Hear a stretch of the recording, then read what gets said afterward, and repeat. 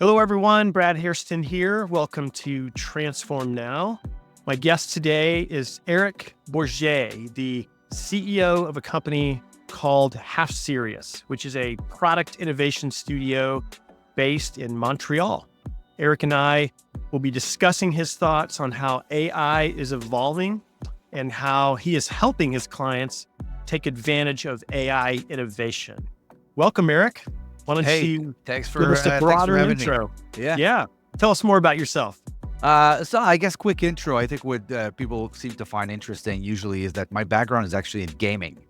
And so a few years back, I came to the realization as I was a producer for video games that, games are essentially pieces of software, but there's software that's really amazing about getting you to feel something as you're interacting with them. And as I was using these other tools that were surrounding me in a sort of more business context, I started having a lot of thoughts of like, why is this doing such a poor job of making me feel, successful and efficient and stuff like that? And so I really got into the psychology and the behavioral psychology of software, which led me to start this company called HalfSerious, because the goal was to be, hey, we're going to take a different approach to software.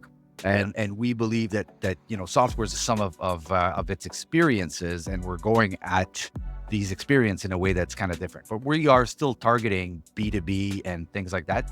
Like the more boring it tends to want to be, the more interesting it is for us to try to do something interesting with it. Very cool. Gaming, you mentioned that as your background. NVIDIA started in gaming, and it's worked out pretty well for the. Yeah, no, they should be doing it. It's not a bad background to have these days. Yeah. Well, Eric and I met at an event in Toronto several weeks ago. We were both speaking at, and I found his story to be really interesting, his company to be interesting, and I love the name HalfSerious. That my wife would say that describes me pretty well. Most of the time. I think from a branding standpoint, most people like to think of themselves as being half serious, and so it makes it easy for us to sell through, to pass through all of our stickers and shirts and stuff like that. Yeah. Why not just lay the groundwork right from the beginning? Hey, we're only half serious. So, well, tell us more about the company before we dive into the questions. Just what do you guys do? What is your core business? What have you found to be your core competency in the market? Would love to hear about that. So we define ourselves as being an AI studio. And so typically our clients are going to be companies that believe that AI is going to play a significant role in either their industry or their company in general. But they don't really know exactly how they would go about doing something like this. And so engagements will start with something that looks a little bit like consulting, a big, very, very structured brainstorming session with our designers and technologists to figure out what the possibilities are. And then depending on the way that they approach technology, we will either build something custom that they will own, or we will deliver value through a product platform that we created, which is a digital labor platform, which to me is the most interesting thing about AI right now is thinking about it as labor. Mm-hmm. Yeah, and you've heard me use that term a lot when I presented in Toronto. We love that as well. Digital labor. To me, it really does personify what what our technology, what AI as well is doing in organizations, the value it's delivering. I mean, it's an alternative labor source, when used the right way, for sure. So, well, Eric, I'd like to I have a lot of things I want to ask you. Let me start by just asking what are some of the, in your opinion, what are some of the most exciting and also some of the most scary parts about the future of AI in business? Right. I think the most interesting part is that, ever since I've been on the market, was that 20, 25 years ago, there's always been this statistic that depressed me, which is a lot of people do not feel satisfied with their work, right? And we dedicate to this thing that we call our careers or work the best years of our lives, the best hours of our days, right? Mm-hmm. It's a significant endeavor, and it has a lot, it does a lot to define how we see ourselves And so it's a very, very big part of our experience as human beings. And so using digital, labor, the concept of digital labor to me is being able to use technology so that it attacks the things that we probably don't want to do anyway, the non-value added administrative work, the clerical, so that as human beings, we could focus on things that are more in line with like creating connections with other human beings, or to be more creative. And I don't mean painting and things like that, but I just mean like creative problem solving and things like that. And so I think that if done correctly, we could have this, I want to say, relationship with these AI personas. I hesitate to characterize them too much as people or virtual people or whatever, because that's so it's a little bit cringy. Yeah. But the more we could collaborate with this technology, I believe there's a path forward for us to be able to dedicate more time to things that are more fulfilling and to have a more fulfilling life. Yeah. So that's the most interesting thing. Okay. You said about the things that are scary. You know, when I saw the ChatGPT 4.0 demo and the intonation of that AI assistant and the way that it was interacting with the user, and it was laughing at his jokes and everything, for sure we're going to be stepping into some weird gray zones, man, of people developing very strong feelings for these things, which is ripe for overt manipulation by bad actors and stuff like that. So there's definitely a part of this that I feel, AI is going to be really good at manipulating us or taking us into places that are kind of dark. And so that part actually kind of scares me a little bit. Yeah. Well, I agree with you so much on both of those points. The first one, the part about creativity, I think when humans are enabled to create more, it leads to more fulfilling, more inspiring, more enjoyable work, even for those people that would not call themselves creative. And you're clearly a creative type. I am as well. But the science, I've looked into this, the science behind it even confirms that when you are doing work that uses your human skills, it's just more enjoyable, right? Right. And then on the other point, man, I am totally with you. I saw the commercials for ChatGPT 4.0, the part where the person was showing the phone or like pointing it at their dog. And then the ChatGPT started talking to the dog like a human, like, oh, come here, you little cute poodle or whatever. Most people thought that was really cool. I was cringing a bit because I'm like, I would rather a human say that to my dog. My dog is not going to react to a phone. And so, I found that to be a little bit disturbing.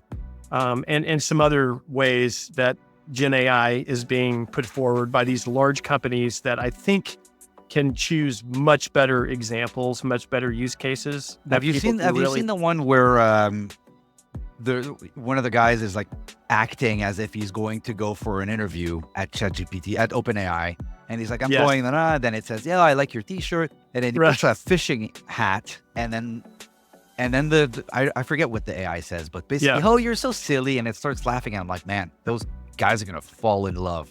And wait, for sure, it's happening. It's happening. Yeah, if you've seen the movie Her, exactly, that really comes to mind. Yeah, interesting movie for sure. So, Eric, in your opinion, what is different between traditional software and then using AI-centric software? And where do you see the trend heading? I think what's really interesting, I remember my first aha moment in using ChatGPT back in the 3.5 days was I didn't really know exactly what to do with it. It's basically a chat, and I was getting it to write me little movie scripts. And the first real thing that I did for business is I explained the presentation I was trying to do, and then I asked it to help me break down topics. And at the end, I didn't really know what to do. Do I just close the tab? Like, what do I do? And it felt weird because it's almost like I'm chatting with someone. I wouldn't just stop like that. So I just said, thank you, because I didn't really know. I know it's a machine, but I just felt like that was the right thing to do. And it responded, glad I could help. Good luck with the presentation. And I was like, holy shit. Now I feel I felt for a second that there's something on the other side that kind of cared about what I was trying to do. And I think that the biggest difference is that we use software, but we interact with AI. There's a little bit of that back and forth. And as the models and the technologies, especially the voice activated ones, are becoming smarter and smarter, I think you're going to, fall into this thing where we're going to blur the line in terms of feeling like you're interacting with something. You're not using something, you're interacting with it. And that sort of suspension of disbelief happens really fast. The more, the better the execution. I don't know if you've ever played like a VR game where you move around in the space, and as you're moving around, you're moving it. You put that thing on your face, and within 2 seconds, your brain completely accepts that you're in this other world now. And I think that as these things will keep on evolving, I think it's completely normal. Like one of the AI assistants that we're coding right now for a client is something that allows you to debrief your day so that it can take notes and put the right things in the CRM for salespeople and lawyers and stuff like that. And right now you're sort of typing something and you're saying go, or you're talking, and there's always this moment where you're pushing a button to say, I'm done talking, now you talk. It's like a CB, But I think at some point it's going to be more fluent. It's going to understand when it's going to talk over you a little bit, and it's going to exactly like what we're doing now. Perhaps there's an avatar on the screen, and I think that we are going to go deeper and deeper into this thing where I'm feeling like I'm just interacting with some sort of being as opposed to just using a tool. So it's the user experience aspect of AI is what fascinates me the most, for sure. Yeah. Well, let's talk about that a little bit further. You mentioned that HalfSerious is known for being a design-driven organization. Right. What is the role of design in the discipline of AI? Right. So the simplest way I have to explain it is that engineering solves technical problems. Design solves human problems. And so design and design thinking as sort of an empathy-based way of looking at things, which means that, by default, because of the day-to-day of what an engineer does, they tend to develop a bias for what is a product, and they see a product as the sum of its features and capabilities, versus a designer is going to view a product as the user journey and the user experience and what the person is feeling and the problem that it's able to solve. And so even though from a technology standpoint, I think LLMs is the most significant innovation, perhaps in our lifetime. I don't know. It's certainly something, but I think that LLMs are features. They're not products. And in order to have a well-integrated product, you still need to have designers play a really, really big role in the way that these things are coming together as an experience. Okay, that makes sense. And we were founded, initially the first 5-6 years of HalfSerious was the design shop. So we were doing gamification, we were doing user experience, user research. It was kind of late in our history where we started building a technical team. And it came from our clients saying, I love this concept, I just don't have anyone to do it internally. But we've, our inception was through design and user experience. And what that allowed us to do, there's in a lot of companies, design and engineering, it's like design will do something, they throw it over the wall, and then the engineers will sort of take that as inspiration and kind of build what they were going to be building. And the design is kind of a suggestion.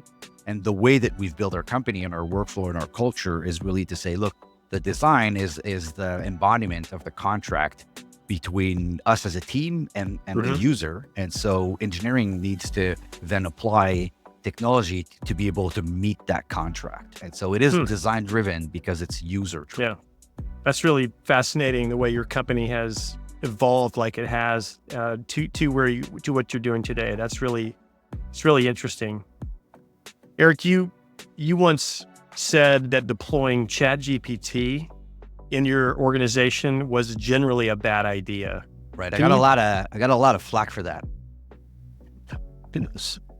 So please allow me to explain myself because I posted something and I got a lot of hate mail based on this. What I actually meant to say is that the chatbot format is fundamentally very limited. Most people will feel intimidated by the open nature of that thing. We grew up interacting with software that had a lot of little buttons. You go to Word or whatever, there's icons, there's buttons, there's a drop down. You could explore these things, kind of figure out what it does. But the chatbot experience is very open-ended, and it changes all the time without the UI changing. The UI does not change. Right. But you somehow are supposed to know that the capabilities have evolved. And so think as an individual user who's passionate about this, it's very exciting.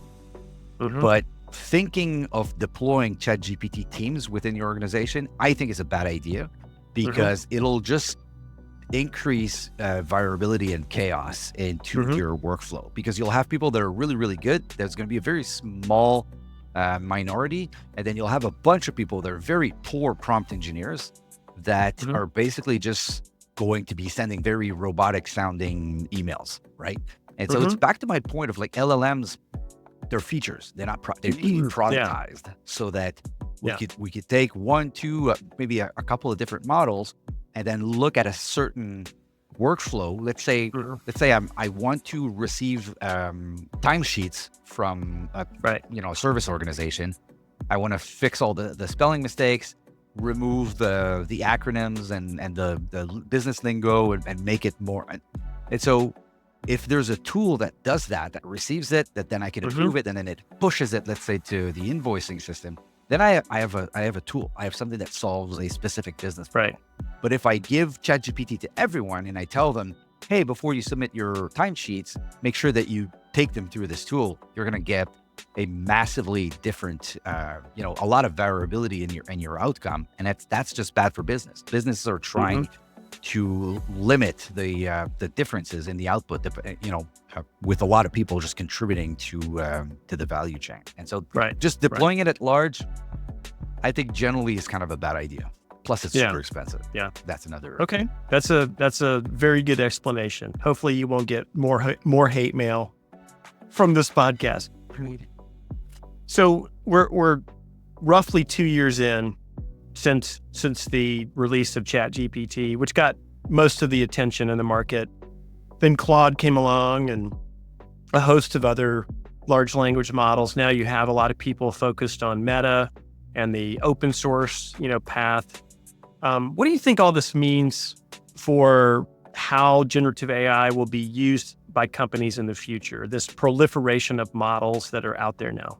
Right. We're already seeing, a lot of activity from clients or potential clients that are saying, look, what I really want you to do is isolate it from this noise. Right now, let's say OpenAI or ChatGPT 4.0 is the thing that people are using. Tomorrow is going to be Claude. In 2 years, what is it going to be? And so that's a lot of entropy for most businesses to be able to manage. And so putting a thin layer of productization over these models is a really, really good idea, because then you could protect the user experience. And you're saying, I'm not going to change your car every time there's a new one coming in, but I'm going to change the engine underneath, so you get to benefit from the, whatever's the latest and greatest. I myself almost don't use ChatGPT anymore. I think Claude writes so much better, and I'm experiencing with Llama right now. Okay. And also, I think that as things evolve, we're probably going to see open source models take up a lot more importance. And so an open source model means that instead of accessing the service through an API, you could basically run the model within your own environment. And so you don't have to pay for as many tokens. Depending on the model, that may actually end up paying more, because it requires so much compute to use. But I'm just saying that there's going to be more and more options. And so having infrastructures that can evolve not only in the way that they kind of use these different models, but different architectures. So connecting to an API versus running a model, they're two different architectures. So whatever you're building, make sure you're building it in a way that you're going to be able to be future-proof. And we always have this thing in like software architecture where you're trying to make things future-proof, but you're thinking in terms of 5-year horizons. And right now we're in like 6 months horizon. It changes the discipline of software architecture, because it needs to Okay. be a lot more agile in the way that you're putting these things together. So Eric, related to this, I understand that HalfSerious has actually created a new product to help insulate your customers from the noise that's out there and all the different models, and which can be very overwhelming. Talk about what that product is and why you are making this investment. Right. So initially, in our pre-product era, we were only building custom platforms for clients. There would be clients that would be sort of on the larger size, or enterprise client, that they wouldn't mind paying a few $1 million to get their own technologies and then to run it. And then they're very expensive programs. But where we sort of saw the biggest benefit was in the mid-market. So right now we're really focused on service companies, law firms, accounting firms, engineering firms, because they tend to have a ratio of 1-to-1 of the billable people and the administrative staff. And so it's very difficult for them to maintain their price structure and their productivity, but also the talent market is super tight. And so just trying to scale these things. And you can think right now the economy is one knee on the ground, and it's, the economy is kind of soft. But as it warms up, there's not going to be more people to feed this machine and to be able to seize the opportunity of an economy that's waking up. And so I believe that digital labor is going to play a big role there to be able to alleviate some of that weight. However, mid-sized companies, they don't want to own that technology. And so what we've decided to do is a product called Squadbox. And recognizing that IT is fed up and tired and exhausted of approving 15 different AI solutions, because everyone wants to turn on AI. And so it's a very, tedious process to kind of do that. So one environment to hold, AI assistants, and then to deploy AI assistants that are, focused on the particular workflow or problem set. For example, for a law firm, having an AI assistant that's specialized at looking at a folder with 5,000 email, and I can say, hey, write to me a timeline of all the emails written between Brad and Eric, where they talk about transferring funds to Luxembourg or whatever. And it can go in and do that. And it's specialized, like almost like an app on your phone that's specialized to do something. But your phone and the OS on your phone regulate how data is being managed and how models are being controlled. And so one environment, and then these things that are on top of it. And so right now, we are still kind of figuring out what's the right pricing. We've got a few beta clients that have been signed up, and it's a really exciting space. And I think that, digital labor is as I don't have to convince you, I saw that you were using that word as well. It's going to be a very big space, and how we deliver that is going to be interesting, because companies are not that interested in configuring it themselves. I don't believe that the Zapiers of this world and even the big RPA players, it's never gotten to the level of excitement that we kind of felt like maybe they were going to get at some point. And it's because it's a hassle to configure them, to maintain them. It's very complicated. And so, but AI is able to handle a much higher level of ambiguity, and it does it really well. And so automating through AI, I like to call it like conversational access to data is what I just described. So there's a folder with 5,000 emails in it, and I need to have information. I have a conversational access to this data. The level that's right next to it which is tied closer to digital labor, is conversational automation. So once you have this thing, you're like, now do this, push it to this, put it on the invoice, and so on and so forth. So having a platform that the client doesn't have to own means that it's more accessible for them in terms of the pricing model.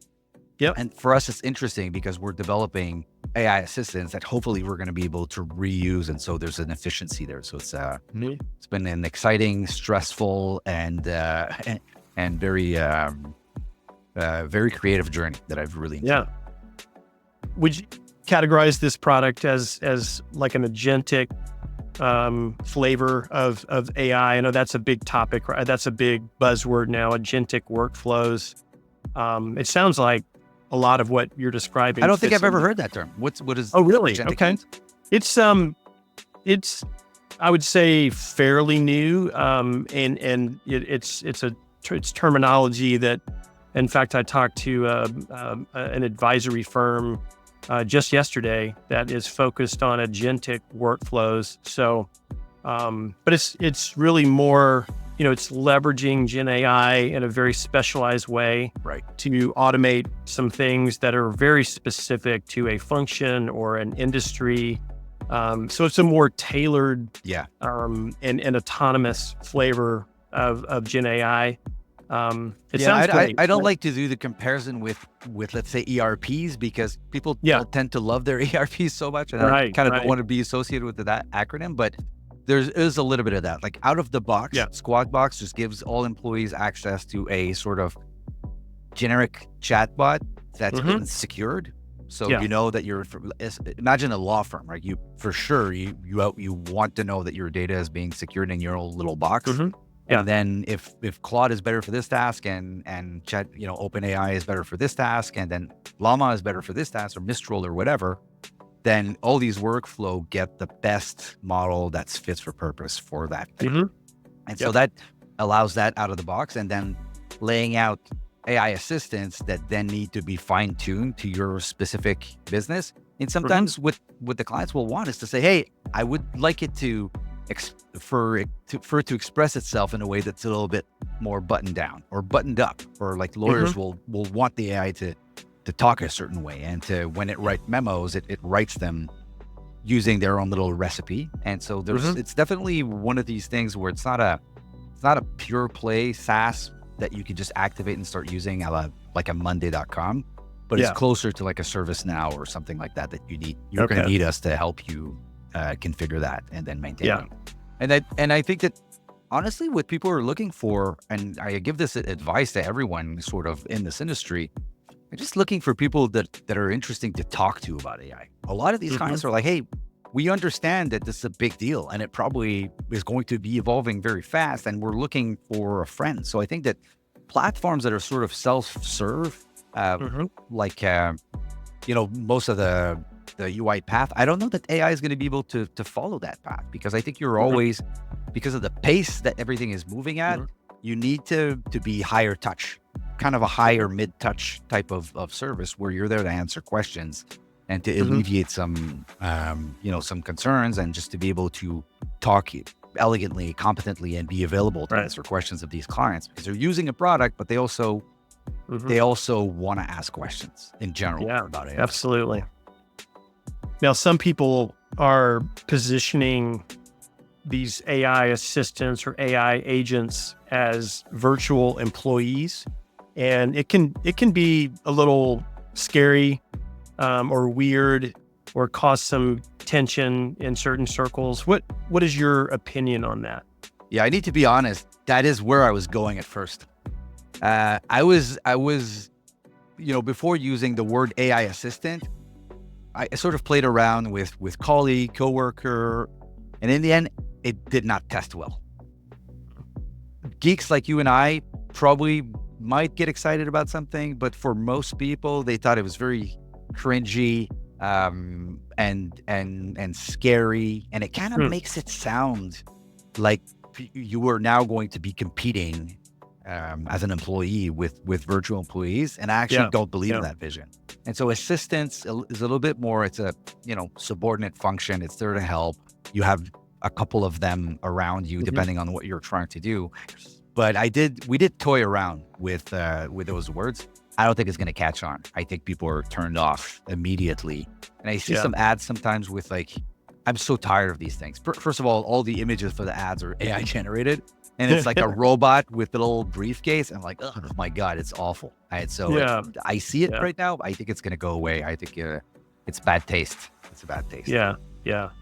Another difficult topic is just the impact of AI in terms of replacing people. And I know you have a very optimistic perspective on this. So can you elaborate on that?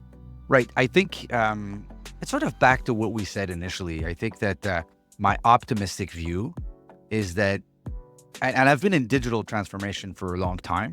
So getting people to adopt things is obviously key. Like it's not a cherry on top. It's a thing that needs to happen, right? But once people started embracing they need to see an immediate value. They need to see like, oh, this thing that I need to do every week, that's such a pain in the ass. And now I have an assistant that does it for me.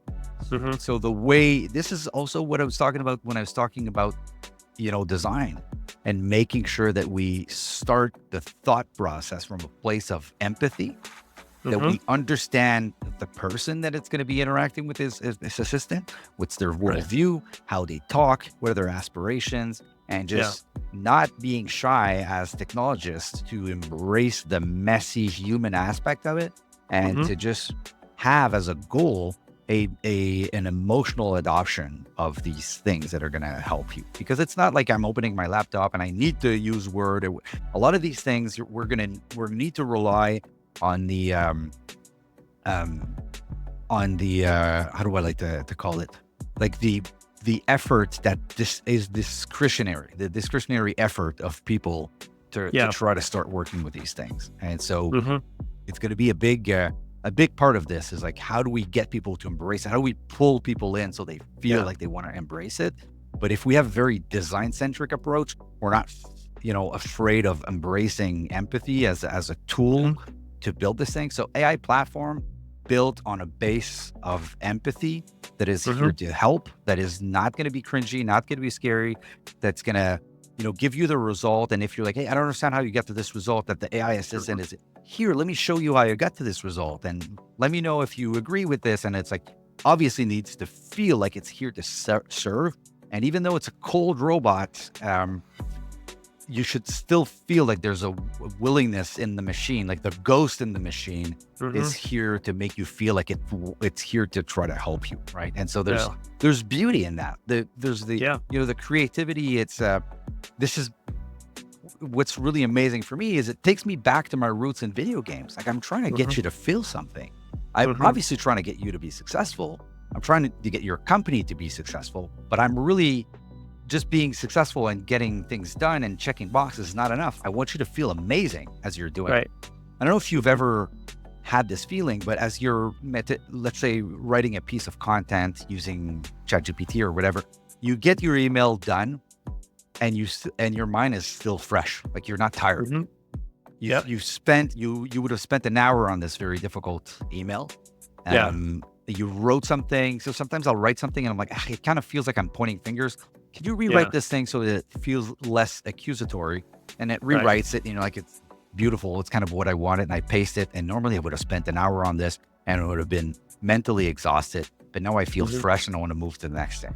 And so I want people to feel that way. When they're interacting with these things, I want them to come out of it with more energy than when they came in. And so that's the optimistic, human, empathy-based approach that I think is absolutely necessary if we're going to pull that rabbit out of the hat. Beautiful. That's a great spot to wrap up today. I always like ending on a positive note. So thank you for that. Thanks so much. Thanks for coming on today, Eric. It's been really enjoyable chatting with you and hearing your perspective on what's happening with AI and how your company is going through some changes as well in terms of how you're responding to the needs in the market and the needs of your customers in this space. So fascinating stuff. Thanks for being here and talking about that. And I wish you the very best. My pleasure. Thank you so much.